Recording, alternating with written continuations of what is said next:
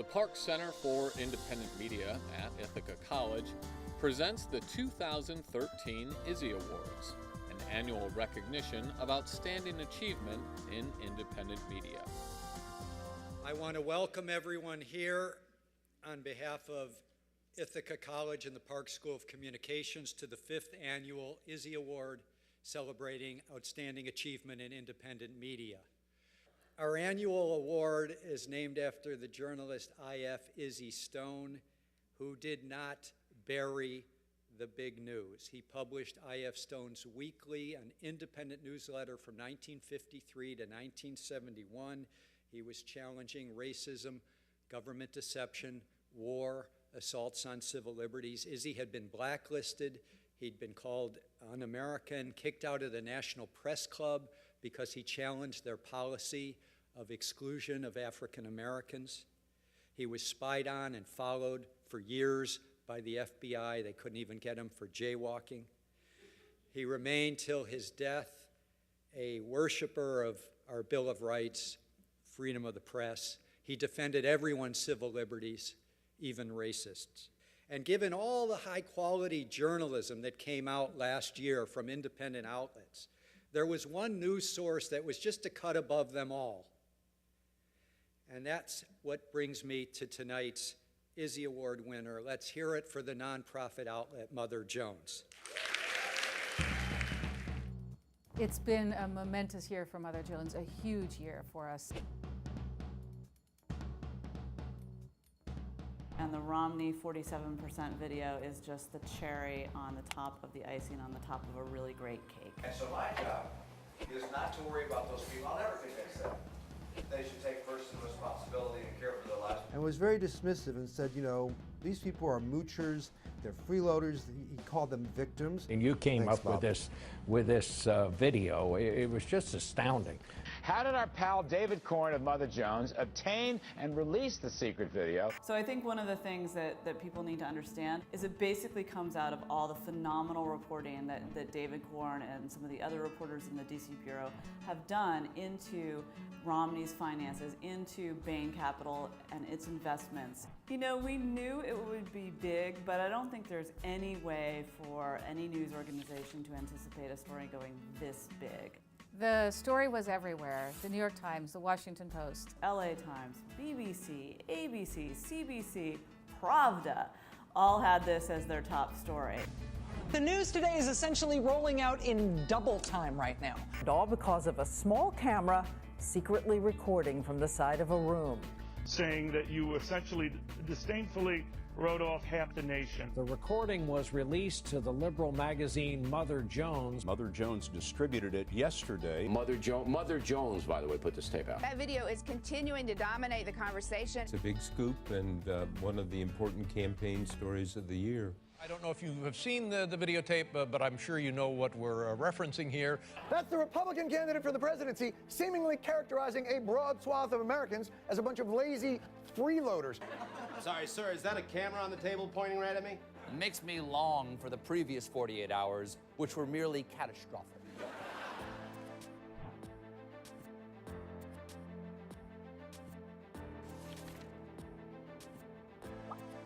But it shouldn't be surprising for a guy who says 47% of the American people are unwilling to take responsibility for their own lives. When he said behind closed doors that 47% of the country consider themselves victims, think about who he was talking about. With this call in Ohio, it is a done deal. President Barack Obama wins a second term.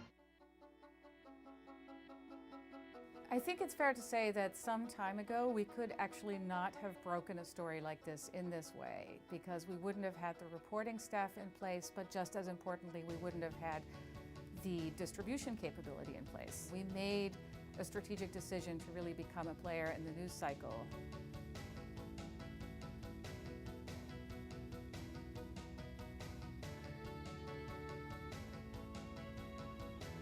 It showed how the investments that we've made in the past 6 years, putting a DC Bureau into place, hiring reporters when other people were laying them off, investing in technology, investing in digital media paid off. We've had major projects on climate change issues, on food issues, on dark money and political influence by corporate interests. Few have pursued the dark money trail more vigilantly than the people who coined that phrase, the hard-working journalist at Mother Jones Magazine. And all of this investment really led up to the point where David was able to have the support systems in place to get the story out in a gigantic manner.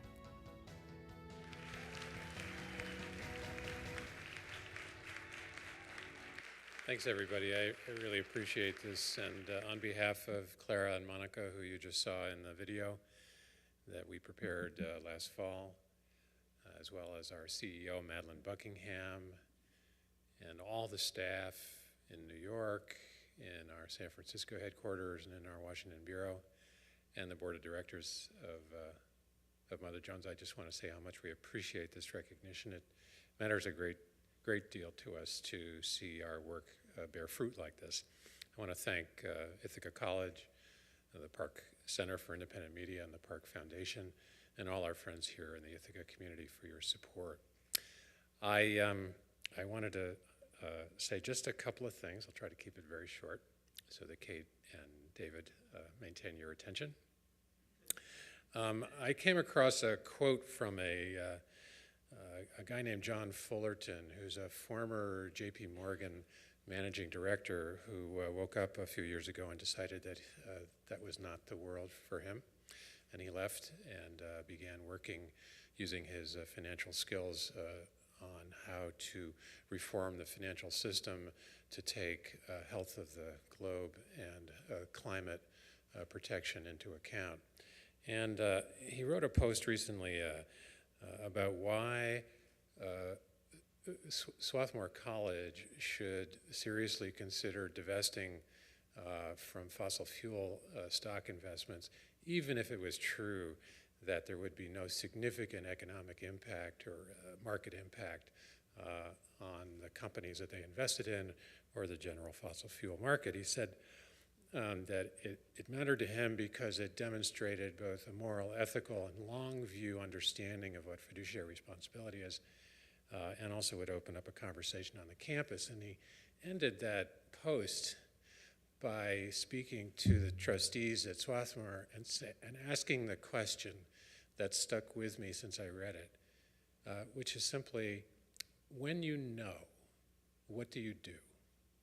When you know, what do you do?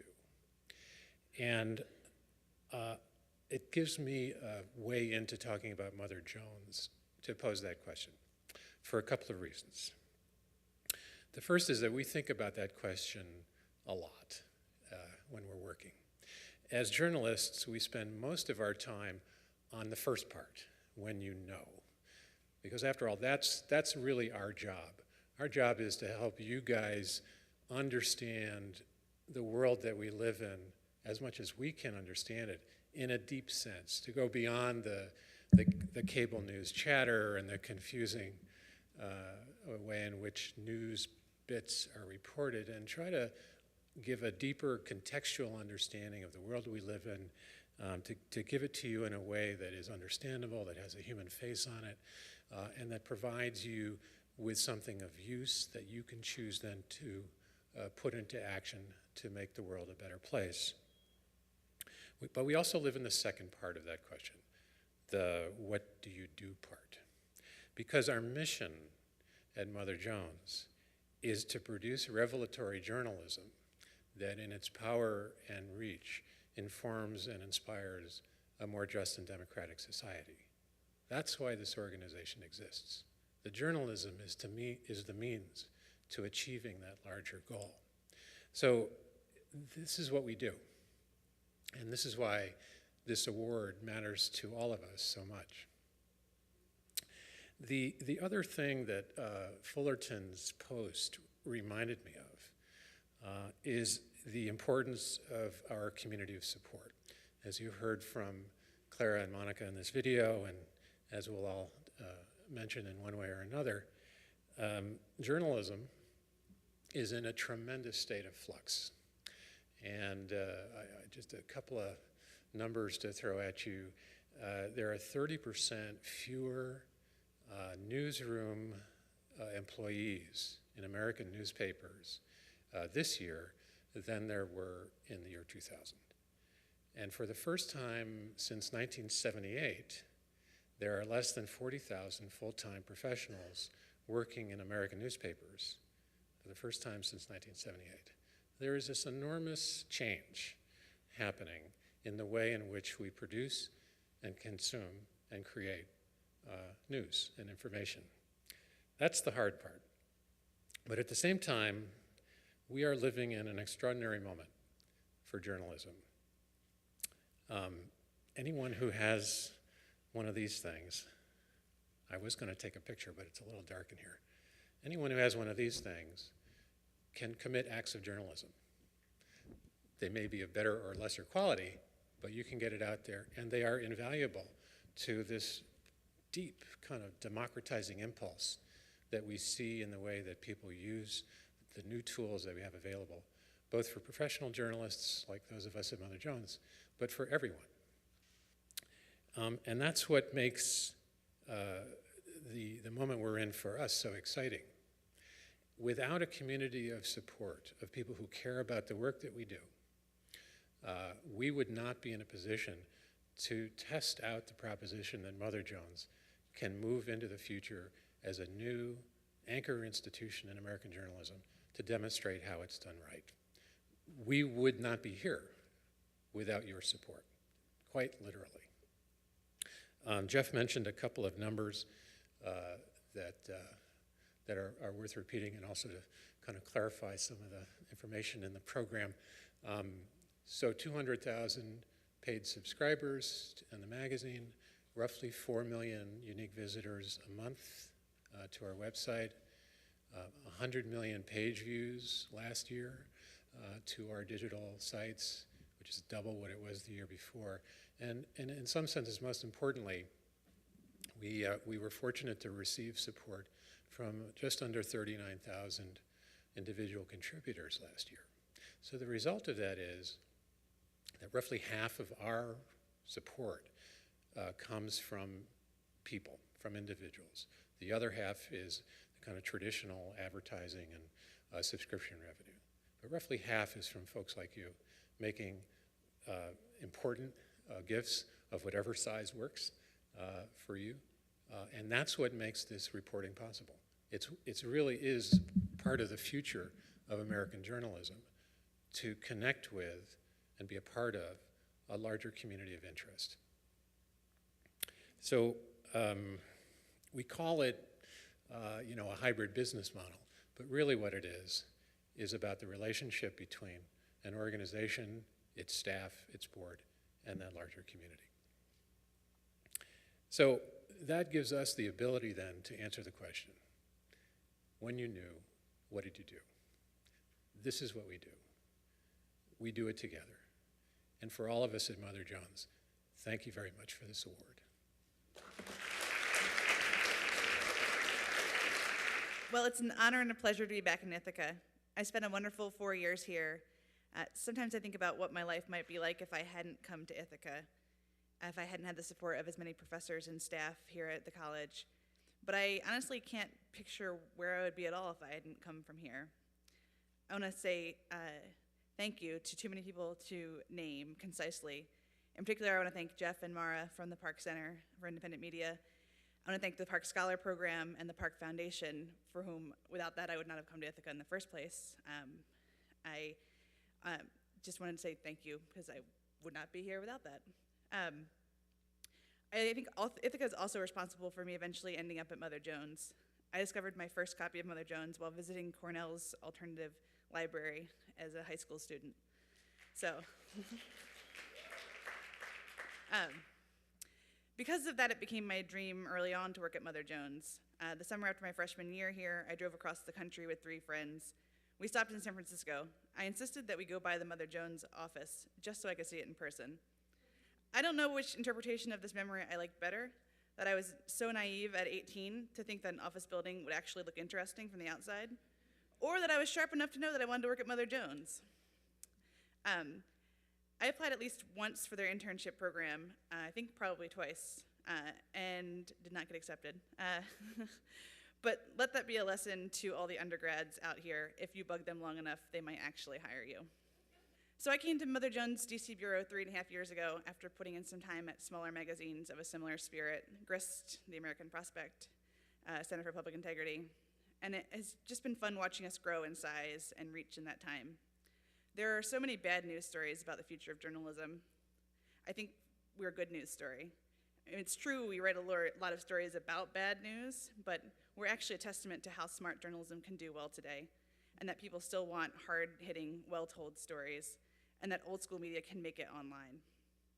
Here are 3 things that I hope you take away from tonight that I want you to take away from this tonight.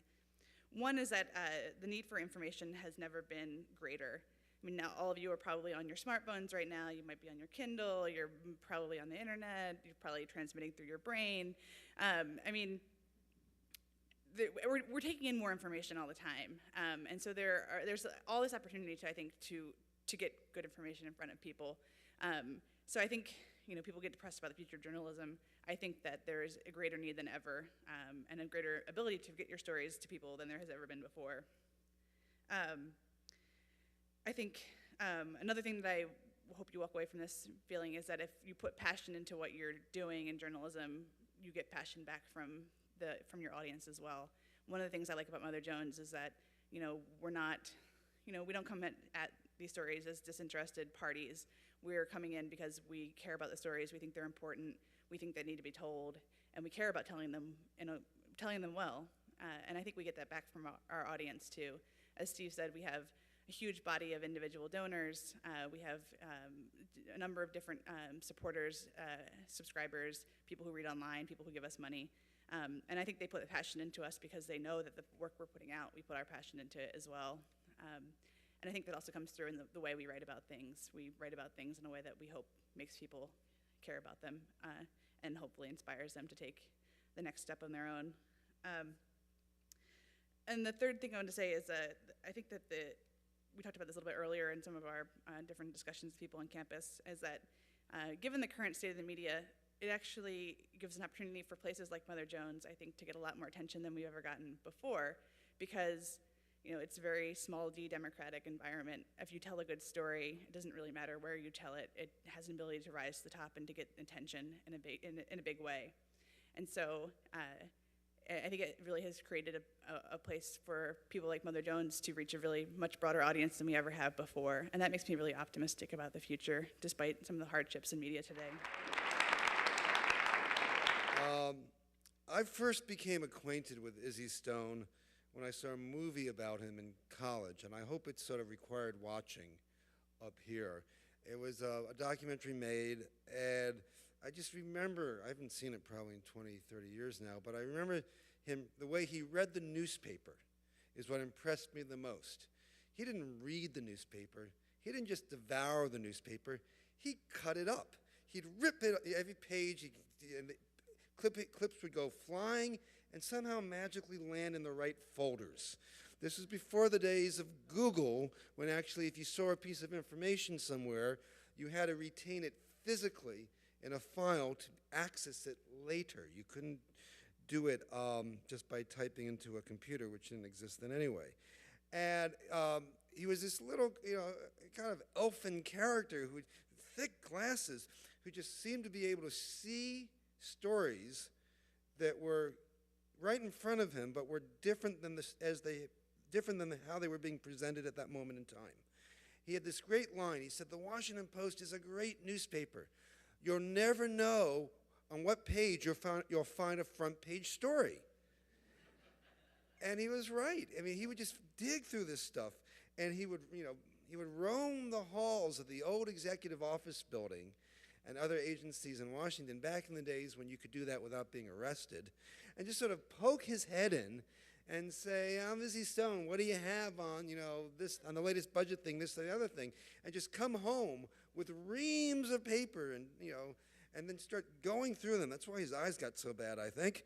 And, would come up with these great stories. He was often about primary source material and looking up,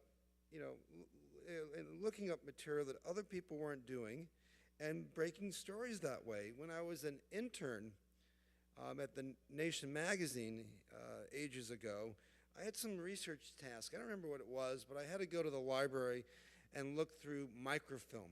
Anyone here know what microfilm is? Remember microfilm?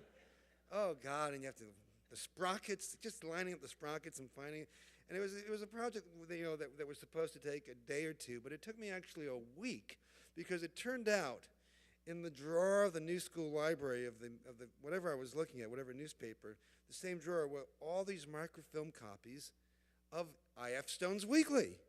And so I would just grab out random dates, just put them in these machines and just push the button down and just stop and just read for a few pages.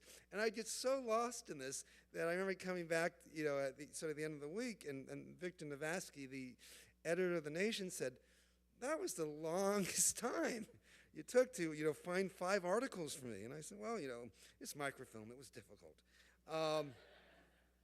And then when I became Washington editor of The Nation magazine in the late 80s, I was quite honored, because it was actually, I think as Jeff mentioned, a job that, one of the many jobs that Izzy had held. And I think, if I recall correctly, he held it twice, because he was fired or left once or more. I mean, Izzy was, I think landing at the I.F. Stone Weekly was a great move for Izzy, because he could argue with his boss and not get fired.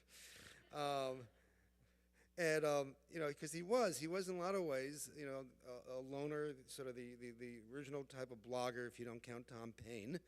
And, he was just always feisty. And so I got to know him a little when I moved to Washington to take this job. And I remember I was at a lunch one day with him and Victor Navasky, and the Iran-Contra scandal was breaking at the time. And I basically had just gotten to Washington, and I had proposed to Victor, the editor of The Nation, that I more or less cover this full time, which is something that The Nation magazine really didn't do much of in those days, sort of news in a sort of a regular way. And he said to me, well, all the other newspapers will be covering it, and all the news, I don't know if that's the best use of your time. I said, well, I really think it's important. I think there's a lot of material that's going to come out that won't otherwise be, get the attention it deserves. And he said, well, he kind of pushed back hard. He said, well, I'm not really sure. And Izzy, just piped up and said, Victor, let him do it. And Victor just like, whoa. He goes, I have found that when you let a reporter report on what they want to report on, they'll do a much better job than reporting on what you want them to report on. And really, I thank Izzy to this day, because I looked at Victor realizing that he could not say no to Izzy Stone. So I said, "Okay, Victor," and he looked at Izzy. He said, "Okay," and it was a great experience for me, because it was indeed the type of scandal that was getting sort of front page attention, but at the same time there was so much going on. It was like an onion that you pulled back the different layers, and you'd find out, wait a second, there's, Contra drug CIA connection here. There are all these other things that sort of being, intimated by some of the witnesses and the information coming out, but yet it's not really being picked on by the traditional media covering this. And that sort of showed, really the only piece of advice that Izzy ever gave me was, if you go to the hearing, stay to the end. All the good stuff happens at the end. And I said, really? He goes, oh yeah, 3, 4, 5 hours, stay to the end. So I started going to these hearings, and some congressional hearings are really dull. And I would sit there, I'd look at the clock, and I go, Izzy said stay, Izzy said stay, Izzy said stay. And it turned out with the Iran-Contra hearings, which were not dull, but at the end of the day, and a lot of times people would leave. Reporters in those days really had one deadline a day. That was basically the afternoon deadline to get the very late edition, basically the morning edition, out. So they would start to leave at 1, 2 o'clock in the afternoon, even if the hearings were still going, no matter what was coming up, because they had to meet this deadline. So I would stick around, and a lot of times the secondary witnesses were just as interesting, if not more interesting, but more important, at the end of every day, I still can't believe they did this. Committee aides would come out and say, here's all the documents we referred to today, and here are all the documents that we didn't have time to get to. And they would hand you literally, 300, 200, 100 pages of formally classified documents. And I would, and all these other reporters are all filing their news of the day story. Today, Oliver North said this. Today, that said that. Which were, important. People have to do that. But I'd go home, to my very sparsely furnished apartment, and just read through all this stuff. And also, I didn't have to blog. I didn't have to tweet. I didn't have a website to put this stuff on at those days. So I would have like a day, I'd say, here's like a whole document outlining a whole scheme to get around the prohibition on sending arms to the Contras, which were sort of a secret army that the Reagan administration was supporting in Nicaragua when Congress said you couldn't. But here was a whole other scheme that we really haven't heard anything about yet. I'd get on the phone, call some people, talk to the investigators on the committee, who would say to me things like, we were hoping somebody would notice that document. We just couldn't have time to do it, or the Republicans didn't want us to bring this up because it involved some folks that didn't want to get into trouble. And I ended up having, scoop after scoop on a weekly basis, not on a daily basis, by covering the hearings. But it really, to this day, I still hear Izzy's voice saying, stay to the end. Stay to the end, which now I take to mean, stay longer, put in that extra amount of time, make that extra phone call. And it's kind of relevant, I think, in a way, to what led to the 47% story. And if you don't mind, I'll talk about that a little bit. I didn't think you'd mind. And it really started because a fellow I knew who used to be a reporter, who got kind of fed up with, and he worked for some very big outfits in Washington. He got kind of fed up with not being able to do what he wanted to do, which was just really investigative reporting, partly because these places don't have the resources anymore and they don't want to give people time to do in-depth stuff. And he became a private researcher, had opened up an investigative service, and he called me up. And he said, I have a story that I don't think anybody else will really be interested in, which right away I say, yeah, thanks. No, because but he thinks, but I think you might be interested in this. There's a reason to be interested in this. And it involved, this was, I forget, in May of last year or so, May, I think. And it involved Mitt Romney and an investment that Bain had made in a medical waste company called Stericycle. Stericycle had a sort of checkered past with lots of health and safety and environmental violations, some of which happened before Romney bought it, or Bain bought it, some afterwards. But in any event, it was kind of interesting. What also was interesting was that it more recently, in recent years, had become a target of protest from anti-choice groups, anti-abortion rights activists, because Stericycle was collecting medical waste from abortion facilities. So here, so they were making the argument that Mitt Romney had invested in a company that was profiting off the abortion trade. I started looking into this, and then I quickly found that friends of mine at the Huffington Post had done a story on this 2 months earlier. So I called up my friend, and I said, or emailed, or whatever I did. I said, I think this story has been done.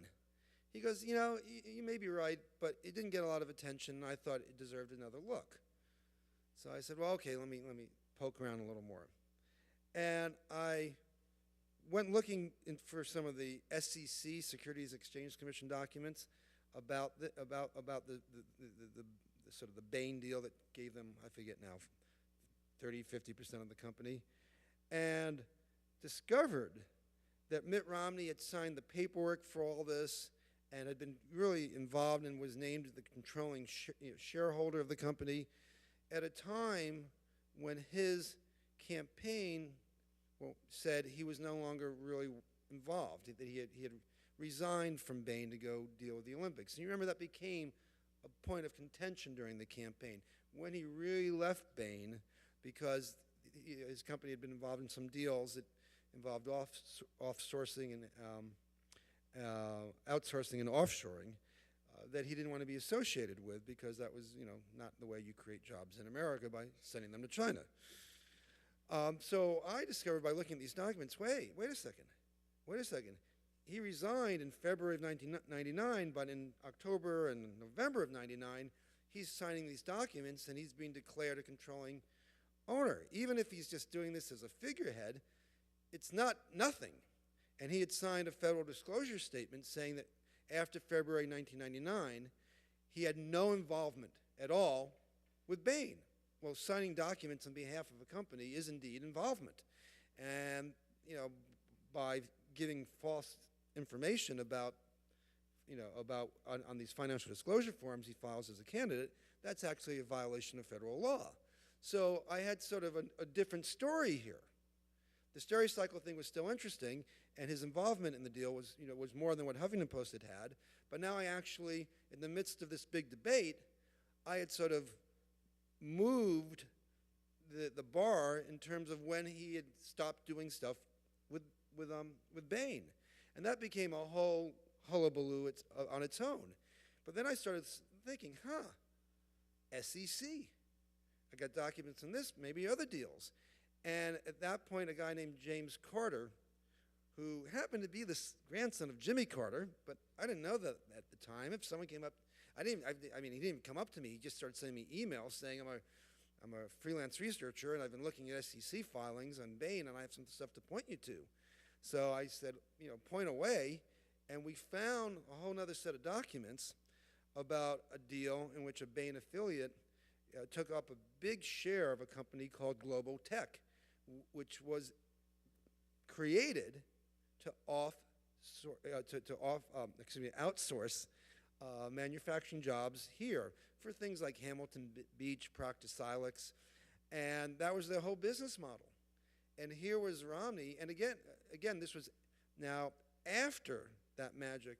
Actually, this one was actually before the February '99 magic departure date for him. So he had no, defense that he wasn't involved in this deal. And I put out that story, got a little bit of attention from the campaigns and from other journalists, and it showed at the time when there was a debate over whether he had been involved in outsourcing. Indeed, he had made a direct investment. And then with other people on my staff, we started looking through all these other SEC documents, and we found two other companies that were created. The first company was a Chinese company, but these were sort of companies created by Americans to take jobs to Brazil, Mexico, and China. And he had big investments in that, again, before the magical February 1999 departure, after which he supposedly had nothing to do with Bain. That I thought was going to be a really big story, the second set of stories, because it was just undeniable that he invested in companies looking to do this. And it came out the morning of the tragic shootings in Aurora, Colorado. And he got, completely got overshadowed as what happens. Our enterprise, our business is full of coincidences and vagaries, and you just never know what's going to happen. Everything is relative to what else is happening in the news cycle. So putting that story out, tried to do a few follow-ups. It was August. The campaign was going hot and heavy, but it was hard to get more traction on this. But I was still looking, and James Carter was sending me emails saying, look at this company, look at that company. And then at one point he sent me a note saying, look at this clip I found on the internet. And he'd found a short clip that had been posted anonymously and bounced around from a few different websites. Every couple of weeks it seemed a blogger said, oh, look what I found. And it was, not too long, and it was Mitt Romney speaking. We didn't know where or when, and he was talking about having visited a Chinese factory, and he was speaking in what you might call somewhat oblivious tones. I know how hard that is to imagine. About the labor conditions that he witnessed. He was like, there are 10 young women living in a room, 12 rooms to a bathroom. Like, gee whiz, look at what they're doing in China. And there's a gate around the factory, a big fence, and it's not to keep the people locked in, it's to keep all those Chinese who want these great jobs from rushing into the factory. And that's why it's so great to be an American. So in talking about that, watching that, James and I were talking, and I said, you know what? It sounds like he's talking about Global Tech, the company that I first wrote that he had invested in China. I said, we got to find the rest of this tape because there's probably more about China on it.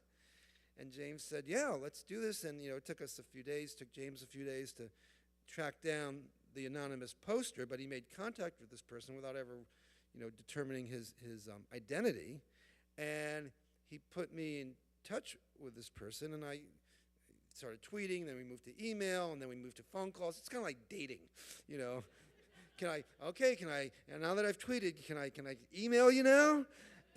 But in ways, with sources, you have to build a relationship of trust, and this source was very, very nervous about releasing what he had. So, but we were talking, and I said, so I really want to know, what does Romney say about China? And he says, well, really not much more than I put up. But he says a few other things that are interesting. And it took me, a couple days to convince him to send me the video. And first he wanted just as, he said, I'll send you the audio and video and all this other stuff. And I said, and how are you going to use this? Can you just write a story without posting everything? And he was very, very, cautious about what he wanted to do. And I kept my goal as a journalist was just let me see the thing. Let me just see the whole thing, and then we'll figure out where to go from here. And I won't do anything without your permission. And so he said, okay, I'll email it to you. So I waited by the email. It didn't come. He said, oh, the file's way too big. I go, okay, can you send it through a file sharing software or Dropbox? He goes, okay, I'll do that. I'll do that tonight. I waited up all night, nothing. The next morning, he says, well, I'm still kind of, I was going to push the button, but I got nervous and didn't want to do it. I said, okay, well, again, I won't do anything with this. Your secret is safe with me. And I don't think I even knew his name at this point. And he said, I said, well, why don't you just put it on a disc and FedEx to me? He says, okay, I'll do that. I wait. The next day, the FedEx guy comes, the UPS guy comes, the post office guy with express mail comes, and nothing. So I sent him a note. He goes, yeah, I still not sure. And I said, okay, well, I don't know what else I can tell you. He goes, well, I said I'll get it to you. I'll get it to you. So I waited a day or two. Then I contacted him again. He says, I'm going to send it to you through the regular U.S. Postal Service, and it's going to be mailed from a town where I don't live. I said, the regular mail? Are you kidding? And he said, well, that's what I feel comfortable doing. I said, okay. So a day or two later, I contacted him. He says, I've put it in the mail. I said, great, maybe by Christmas. And then it came on Monday afternoon, and I took it into my office, and I started watching. And as I'm watching, I'm saying, oh, this is kind of good. And Mitt Romney claims that he never had any really major advantages in life. He got where he was not because of his parents' money. And he cracks jokes. God, if my grandfather had really been a Mexican, I'd have a better chance now. I'm watching this. Okay, there's enough here to get a story out of this. He's not acquitting himself too well, and he doesn't seem very self-aware. Then there's a whole long section in which he talks about Middle East policy, and the position he tells these funders is exactly the opposite from his stated public position. That he's in public, he says he's for a two-state solution to deal with the Israeli-Palestinian crisis. Here he said he didn't think it could work. I'm thinking, oh, this is kind of interesting. You know, for the New York Times policy wonk crowd, they'll get a big kick out of this. You know, Romney's not telling the truth, and he's really far more right or conservative on Israel than he's letting on. And then finally, about half an hour into this, and I'm falling asleep a little bit. It's kind of dull, a lot of stupid, fundraising chit chat, talking points, and then somebody asks the question. And this is always the key to fully understanding what happened next. The question goes something like, so, between, in the 2 months before the election, how are you going to get these voters to take responsibility for their own lives? Says a very, very, very wealthy person. And then he launches into these 67 seconds of that would become infamous. But when I first heard it, I said, I think I misheard what he said. He couldn't really have said that, could he? And so I went back and played it again, and I said, yeah, I think he did say that. He said 47% of Americans don't take responsibility for their own lives, which to me was really the crux of the sentiment there. That if you're on food stamps or Medicare or Medicaid or a vet, or anybody there with a Pell Grant, anyone with a Pell Grant out there, that you're not trying to get an education so that you can then pay off your student loans, that you're not taking responsibility for your lives. To me, it was just, it was showing a real lack of familiarity with the world beyond this fundraiser. And so my jaw just kind of dropped open, and then I whistled into my office some of the reporters who were there at that point in time. Kate was doing great work for us in Mississippi about covering the last abortion clinic in the state, so she was gone that day. And I said, I'm not going to tell you anything, but just listen to this and give me your impression. So I played that portion, and everyone looked around each other and said, oh, and I said, yeah, right. They go, oh, yeah, right. And, we knew it was going to be big. I didn't think we knew it was going to be as big. And then it took me, a couple days to convince the source, who we now know is a very gutsy bartender named Scott Prudy, who sort of outed himself, disclosed his role in this a month, 6 weeks ago, whenever it was, on the Ed Schultz show on MSNBC. But Scott had lots of concerns, and they were legitimate concerns. There were some legal issues that he had to worry about. Would a local crusading Republican DA go after him for violating Florida state law that has one-party consent? But does a presidential candidate speaking to a room full of people really have a presumption of privacy? We didn't know that. But Mark Lader, the hedge fund billionaire whose house this was at, could certainly, waste a lot of money on a nuisance lawsuit for years that Scott Weary couldn't afford. He also kind of, didn't want to be put in the crosshairs himself. This is a guy who recognized he would lose his job right away and be on his own. And he also, quite admirably, worried about ramifications for his employer, the catering company that had brought him in to be bartender. It was, if he came out, would they ever get work again, in Boca Raton?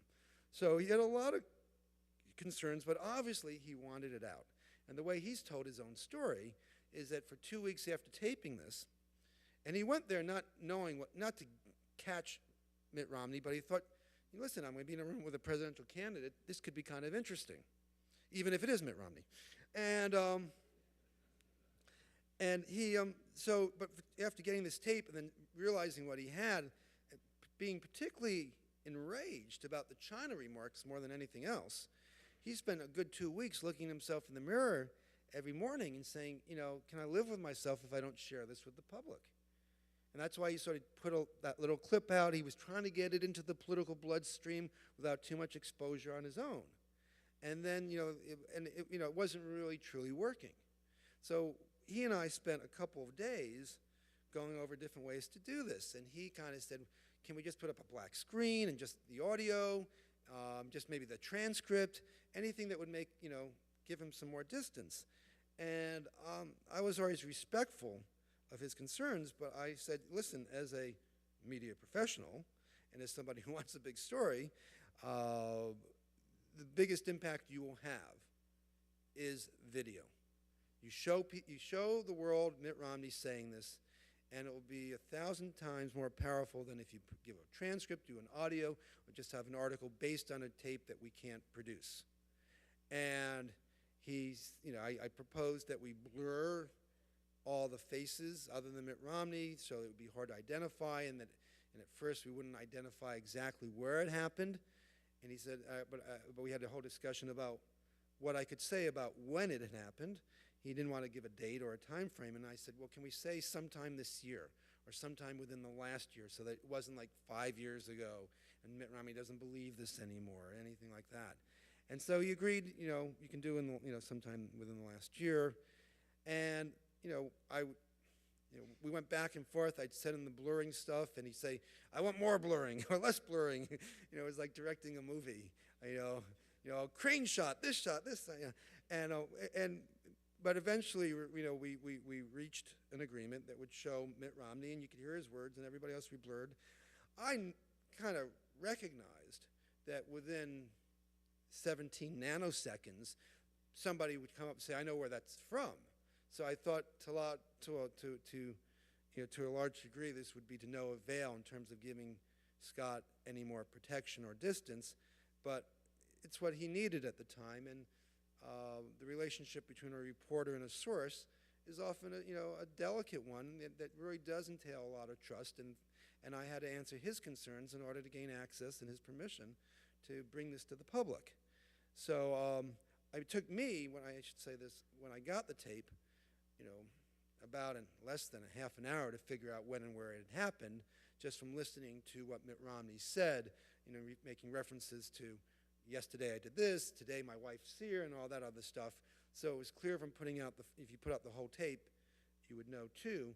And so we agreed to put out just, excerpts that we thought were important, but we prepared the whole tape for release if that should come to pass. In any event, as you know, the tape, came out, and it was we put it up on a Monday afternoon, about 4 o'clock, and by 6 o'clock it was on all the network news shows, and Romney was already putting out lousy responses and digging a deeper hole, and I think the story just really took off, and it's an interesting thing. I think the first response that Romney put out was just sort of a written statement that said, literally nothing. Mitt Romney cares about the middle class, and he's going to help them if he's president. And I think the Romney campaign was waiting to see if this was a cable story or something else. And at 6:30, when all the network news shows went on and had this on, they realized it was in the something else category. And that's why they rushed him out, I think, ill-advisedly, to talk about it without being fully prepared.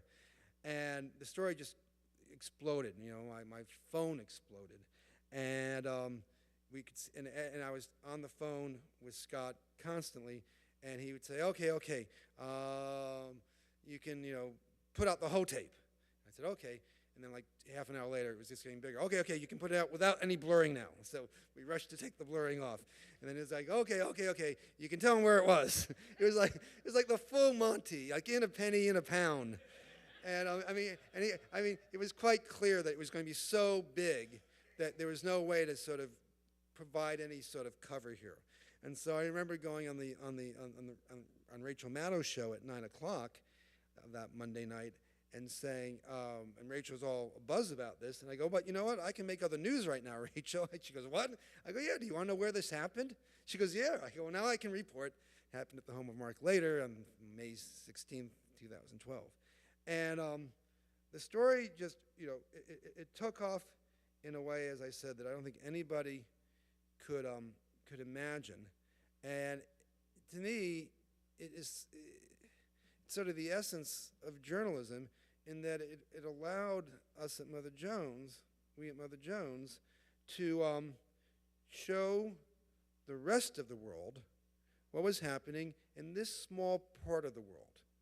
When Mother Jones was started in 1976, the tagline under the magazine's name on the front page was a magazine for the rest of us. And I really felt when doing the 47% story that this was a rest of us moment.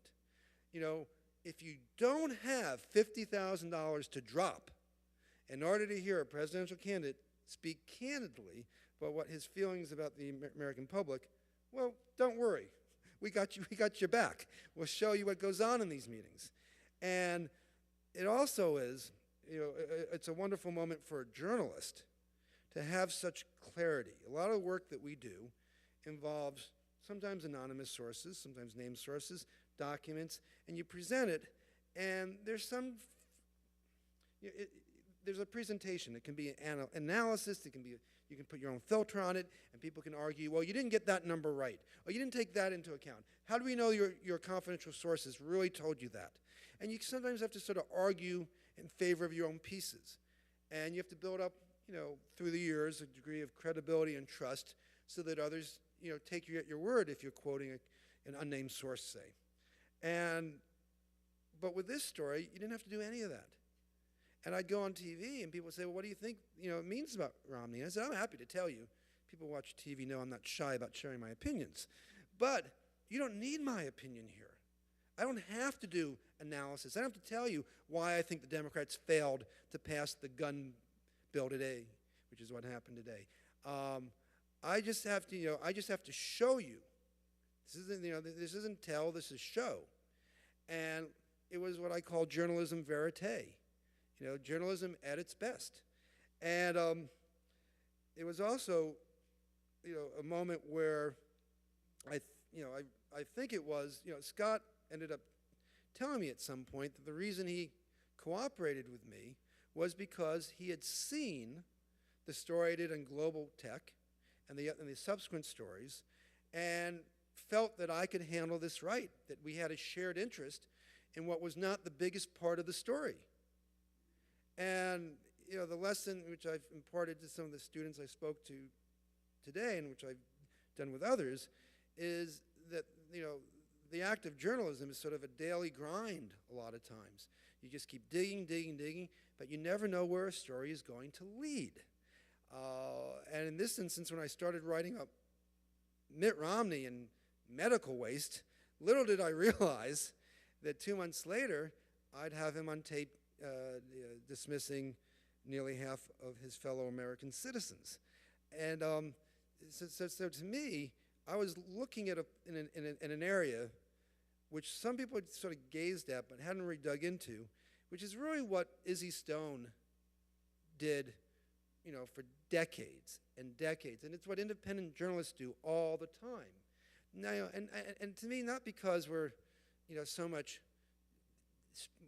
different or special than journalists who work for the mainstream media. I'm less dismissive of traditional media than a lot of people, because I have a lot of friends who are reporters who really try to do good work and often do.